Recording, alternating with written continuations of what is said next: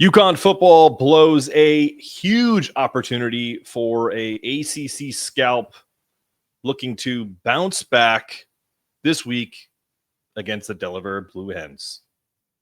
Rents due.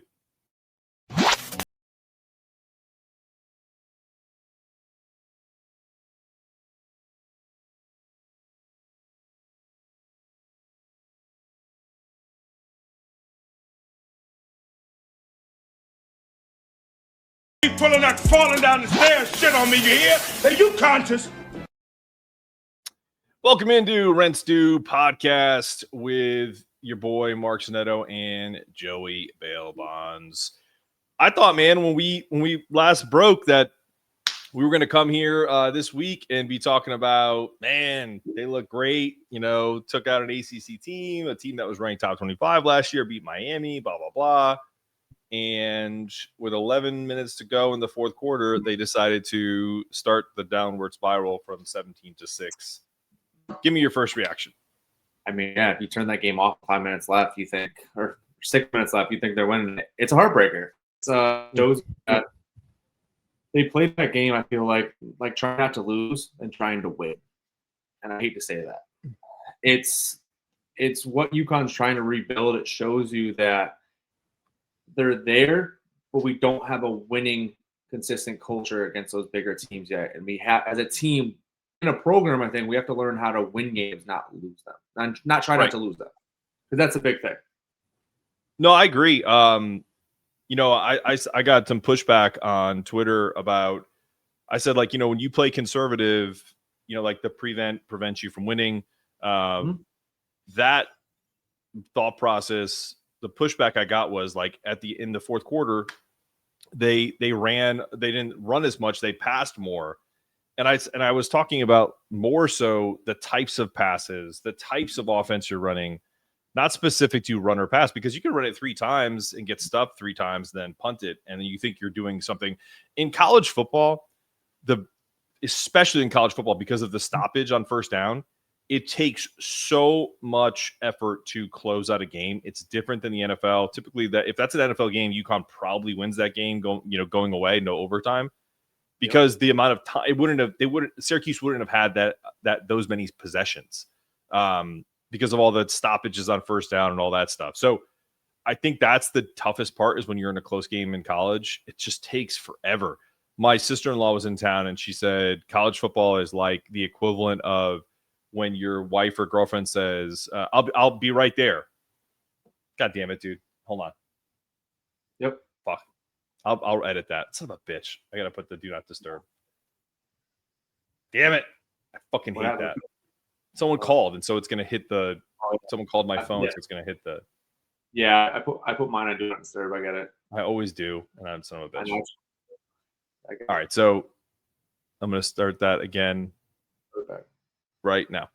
Yeah, no, so the end of a game, my sister-in-law was in town, and she was essentially saying, like, it's kind of like if your girlfriend or wife says to you, I'm almost ready, and then it's 30 minutes later before she even like shows her face again. So, and that's the truth, man. Like, it's kind of like the equivalent of college basketball, where it's like, you know, the end of last minute of the game takes like 45 minutes because everyone's fouling and shooting free throws. It's rough. I do agree, though, that they should have ran more.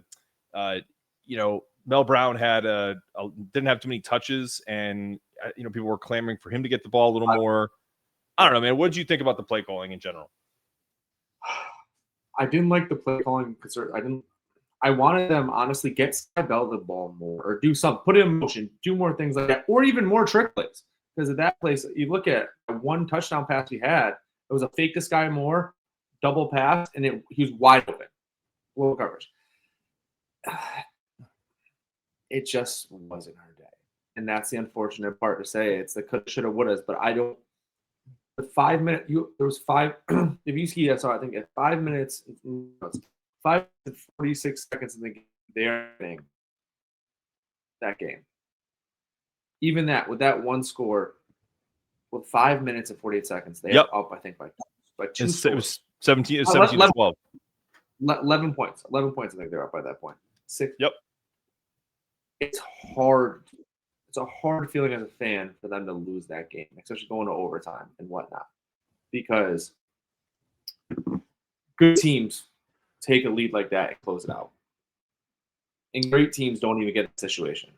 And that's where UConn is, and they're trying to get to that statement where, hey, but it just mind-boggling. I don't know if it's offensive play calling, but we couldn't really rush up the middle as much as we wanted to. And that's the hard part too. Is a lot of the big plays were more bounce out, side to side, edge rushing, but it's just a hard pill to swallow. With being up by 2 scores in 5 minutes and 46 seconds of the game, losing it, I don't know what to say on that one. Yeah, I mean, listen, I think what it shows you is like you expected. I think the people that are pissed irrationally about this, the defense of UConn played their absolute hearts out. I mean, Tyrese Mills played the game of his life, and he made one bad play on that 53-yard touchdown because he kind of thought he was going to jump the route. I think the cornerback thought it was like cover 2. Yeah, they had a miscommunication on that. I looked at it. You see that he puts that if you stop that play right there, game's over. Game is over. Well, that's what I'm trying to say is like that one moment is the catalyst that gave Syracuse kind of life. And instead of UConn kind of jumping back and being like, no, we're going to step on your throats and have a long sustaining drive to either get into field goal range and kick a field goal to go up 20-12 at that point. It was like a quick 3 and out, and it was on 3 passes, by the way. So you didn't waste any time. So like, as much as I want to see aggression from Gordon Samus, like I still think he is, and I talked about this a lot last year with Pete Callen, who was a former cornerback for them for UConn in 89 to 93. And so like, it's only his second year calling plays. So he's still kind of feeling his way through, the rhythm of a game. But that's also part of this too, is like, you need to have a guy that can be like, all right, I got this. We're going to close this game out. And to me, they, to your point, why did it take, for them to be in emergency mode with 50 seconds left to throw everything to Skylar Bell all of a sudden? Like you see what the dude can do. Yeah. You see the best player. Throw him screens, put him in motion, crossing routes, anything to get the ball in his hands. If you saw that when they needed plays, they went to Ross Simmons, and he got 2 touchdowns. When they needed a big play, they went to him, and it was clear that he was their guy. When they needed a play, he made it. We have Sky Bell. This thing, move around. And touching on what you said, the passes when you're up instead of trying also to run the clock. So if those are incompletions and whatnot, you want to maximize, hey, we need to waste more time. And getting that, in fact. But also, I mean, the defense gave up, the quarterback had 416 passing yards and whatnot, too. That's way too much. Yeah, but part of that, too, Joey, is like, if you cut this with, I know the game's not 5 minutes or 53 minutes long, but with 4:41 to go, he gets that 50-yard touchdown pass. Bro, like the next possession, they had 6 plays. Let's go through this because I'm looking at the play-by-play. They get the kickoff. It's a touchback, okay? The first play after the touchdown, now UConn gets it. They run it for 25 yards to the 50, okay? Then Cam runs it again to the 44. Then a rush for no gain. Then a penalty. So you're on Syracuse's 39 with 3:12 to go. They run it for a 4-yard loss. Then they run it for a run for 3 yards. Then a Skylar Bell run for no gain, and then they punt it. So with 2:06 to go, they punt that ball away. They needed to. The best thing they could have gotten right there when they were up 17-12. 17-12 is when they got the 4-yard loss and they're at the Syracuse 43. They needed to get something there on 2nd and 14, a screen pass to Skylar Bell, something, the best play you could possibly run. And no, they did an outside zone play, which is their bread and butter. And unfortunately, it got stuffed for a 3-yard loss. So now you're in 3rd and unmanageable. And now it's a Skylar Bell run for no gain. Like they needed to do something there to gain 7 yards, 5 yards, so that you could get a Chris Freeman 49 or 50-yard field goal to put this as a 20-12 game. And now Syracuse has to go the length of the field and not win the game, but just to tie it and get a 2-point conversion. I mean, you thought they kind of went back to the bread and butter plays, but they weren't really working. Syracuse was doing a pretty good job of stopping the run at times when they needed to. Yeah, they let – if you look at the stats and whatnot too, it says, yeah, I think Cam and Brown – or Edwards and Brown both had 70-plus yards. But it's just hard because I feel like at times our offense kind of goes back to the bread and butter instead of taking like, hey, let's get this home run play and hammer to win. And that's the unfortunate part. I mean, Syracuse came back and punched us right back in the mouth, and we had no answer for it. Honestly, except when we forced it to Sky Bell. I mean, and that's even if you take it back further though, like when you're up 17-6 in the third quarter and Syracuse is throwing up all over themselves, they're 3 plays -7 yards. We get the ball, we have a mini drive, we waste like 3 minutes. Then Syracuse gets the ball and goes 6 plays, 21 yards, punt it. We get the ball back in the fourth quarter with I believe right at the beginning of the fourth quarter, 3 plays. 8 yards, incomplete pass, a run by Mel Brown, which was for 8 yards, then an incomplete pass, and then a punt. So right there, if you run that ball on 3rd and 2 and you don't get the first down, the clock is still running. So there's residual right there. Then Syracuse gets the ball back. They miss a field goal. So we get a break. We're still up 17-6. What are the next 3 plays? 3 plays, you got 4 yards. Incomplete pass, a 4-yard run, and then another incomplete pass and a punt. So it's like, guys, like we can't. They basically blew that game because when they had opportunities, when Syracuse was essentially giving them the game by just kind of giving up, essentially Syracuse did not want to win that game. The players didn't. It wasn't until that 53-yard touchdown pass that they were like, oh, we could probably win this. Oh yeah. UConn snatched victory from the jaws of defeat. Like it's the opposite. Like it was insane. Like I was sitting there watching that game like this. I just couldn't get it. Yeah. If you look in the first half, they did a great job of capitalizing. It's like Syracuse, oh my God, yeah. It's been a horrible game.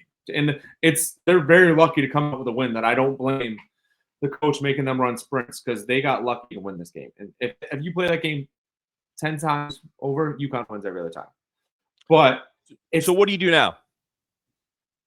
What do you do now if you're Jim Mora? Like, do you? I know the mantra was, we're not going to let one game beat us twice.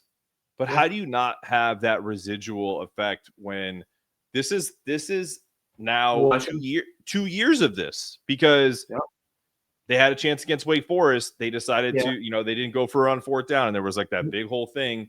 With that game last year, against Duke, they had some chances that they were less aggressive. So now it's kind of like this double-edged sword. Like, is it just that they can't win these big games, or like, are they not talented enough? Because we know that's not true. Sure. I think honestly, it just comes down to schematics and executing. I mean, it's really what it comes down to. I mean, it's good the fact that we have a team like Delaware to play this week who is no slouch. I mean, they'll play you tough, but we can definitely pull away from them, kind of similar to how we did at Central, whatnot too. But it's going to come down to this. It's going to come down to when we need to play, who's going to make the play. We know it needs to go through Sky. If he can't be open, who's going to be our other person? Is it going to be our big tight end? Is it going to be our running back? And that's when it comes down to. Also, too, let me touch on this. Fagano needs to run. There's a lot of plays you saw where he throws the ball. You could have got 8 yards, probably even 10. So he needs to use his legs. And the scouting reports out it's horrible. He can't throw on the run.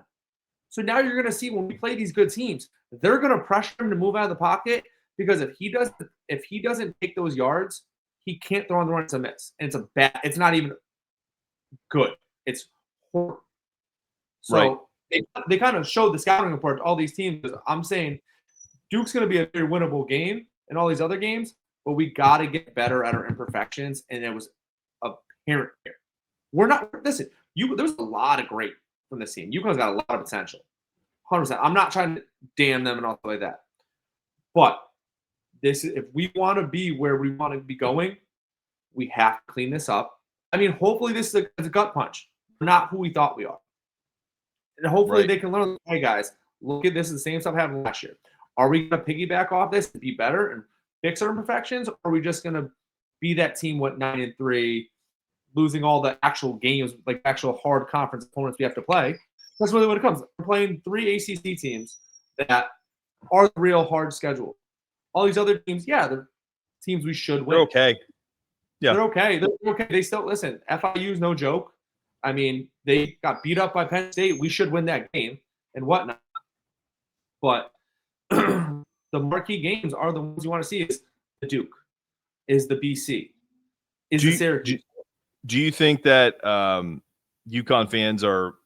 I'll use a Giants analogy because I'm a Giants fan and they played like shit over the weekend too. But I'm not even going to go there because that's not what this show is about. But what I was going to say is like, you know, as far as UConn football, should we expect this? Like, or did that first 3.5 quarters essentially create this kind of heartbreak because it looks so much different, especially defensively?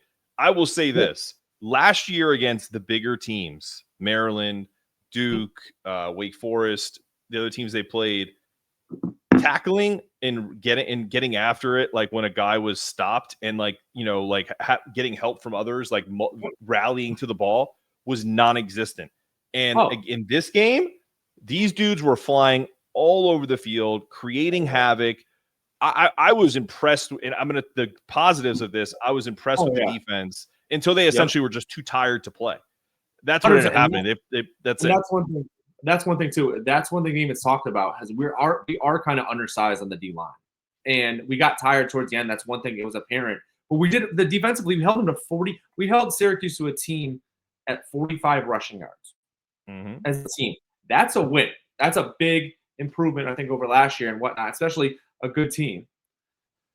But it just comes down to like, listen, our like that one blown play, or it's another one when they threw that to go back to Ross Simmons for the other touchdown. It's just we have to make plays when we need them, not to when we're up with a lead.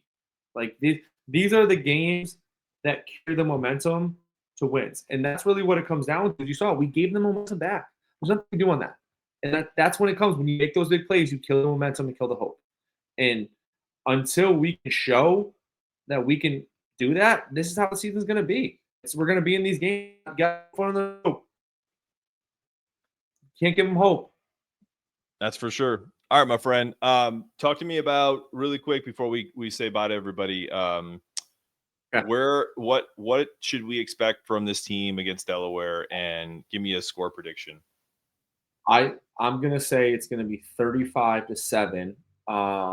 They're gonna bounce back win. I think they're definitely gonna off this loss. They're gonna want to show that they're a superior team to Delaware. And Delaware is not bad. I mean, they played Colorado tough in the beginning, but Colorado pulled away. And I think I'm gonna say Skylar Bell has at least one touchdown, and Edwards one touchdown. And I'd say 35-7. Okay. I'm going to be a little less optimistic. I still think they win, but it's a 10.5 point spread. I think UConn will win this game. I actually do think they'll cover, but I think it's going to be like 24-13. I think it's going to be a really tight game. I think they'll pull away. Even if they're leading, I think Delaware will maybe get a garbage touchdown late. But, I mean, against Colorado, the guy, Nick Minucci, showing the Italian love, gave you 312 and a touchdown. I mean, he was only at 50% for this passing accuracy. But I think the biggest thing is like they don't run the ball very well. And I think UConn will having that, knowing that they're going to have to pass for all of their points is what's eventually going to get UConn over the top. But I just think there's going to be some residual. I wouldn't be surprised if Delaware took a lead early just because they probably went to Colorado thinking they weren't going to win that game. And so, down 17-7 at half, you lose 31-7. And I think UConn is going to have a hard time to snap out of it on the road against a team that wants to get an FCS win. So, I think it's going to be a tight game and it's going to be a late cover. Yeah, I'm going to be optimistic, and I think they're really going to want to come off that loss and really kind of put that foot on the throat. But I think they're going to want to. I just don't know if the body and the mind are going to sync together for at least the beginning of the game. I want them to come out strong. I think they got it in them. I think they need to show. They need to show that they're still UConn. They're still that dog. Yeah. All right. If anyone's watching this, you have to rate our beards. Who has a better beard? I think I'm giving it to Joey. His looks a little more lined up because it's the red and the brown together kind of mix. You know, I got a little too much salt and pepper. You know, a little too much of a trim. I'm going you, but if someone wants to give it to me, I'm cool with that too. I'll take it. Best beard of the show? I'm down. Hey, best beard. I'll take it. Absolutely. So, all right, y'all. 3 o'clock. Listen, 3 o'clock on Saturday in Delaware. Always reminds me of the Wayne's World skit. We're in Delaware. There's like nothing to do there. I don't know. Have kick the Blue Hens ass. That's what's gonna happen. So roll skis, go Huskies, and we'll see you next week with go, baby. the Reds too.